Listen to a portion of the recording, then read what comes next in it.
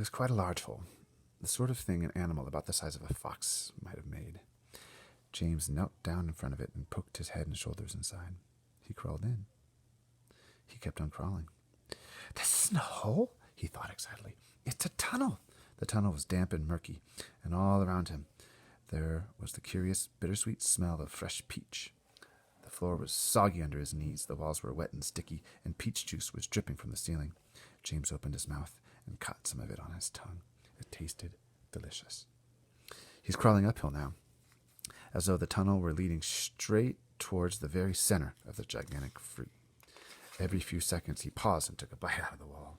The peach flesh was sweet and juicy and marvelously refreshing.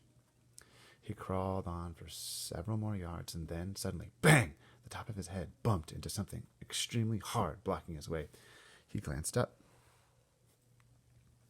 In front of him, there was a solid wall that seemed at first as though it were made of wood. He touched it with his fingers.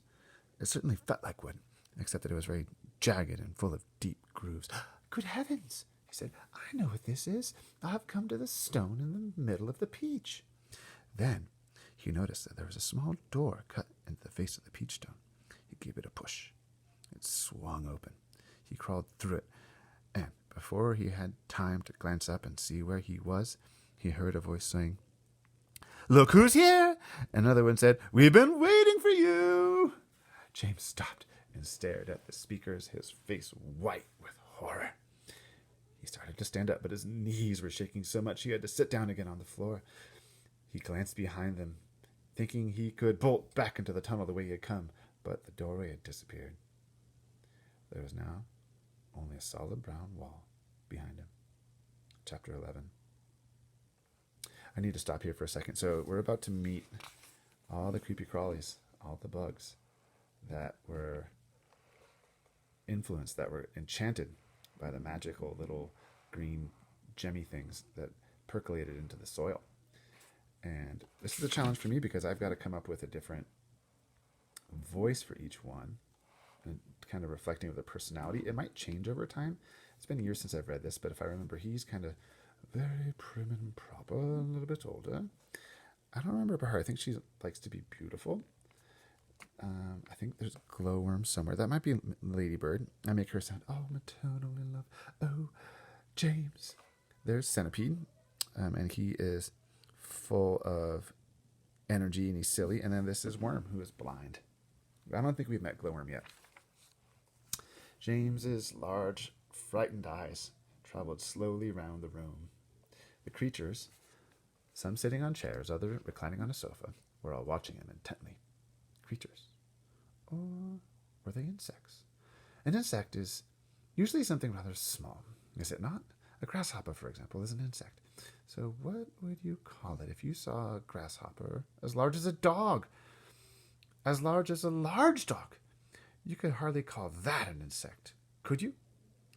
There was an old green grasshopper as large as a large dog sitting directly across the room from James now. And next to the old green grasshopper, there was an enormous spider.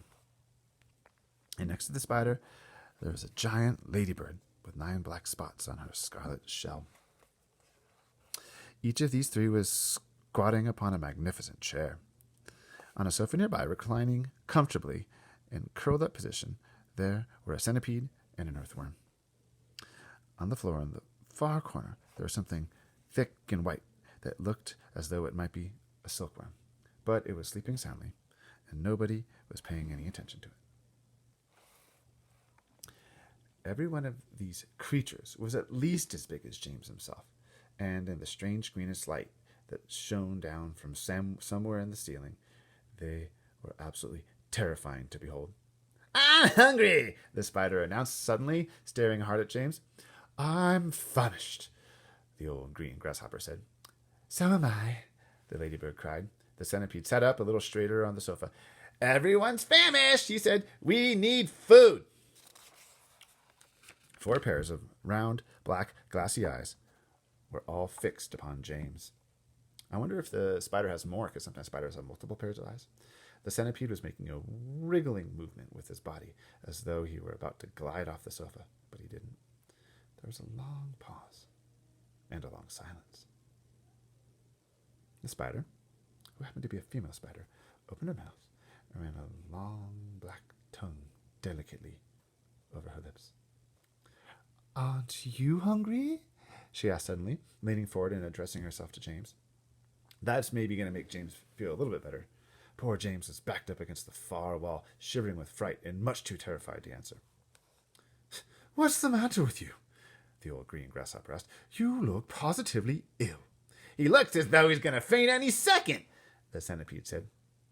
Oh, my goodness, the poor thing, the ladybird cried. I do believe he thinks it's him that we are wanting to eat. There was a roar of laughter from all sides. Oh dear, they said. What an awful thought. You mustn't be frightened, the ladybird said kindly. We wouldn't dream of hurting you. You are one of us now, don't you know that? You are one of the crew. We're all in the same boat. We've been waiting for you all day long, said the old green grasshopper. We thought you were never going to turn up. I'm glad you made it.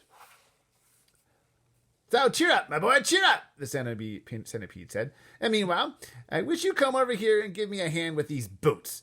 It takes me hours to get them off all by myself.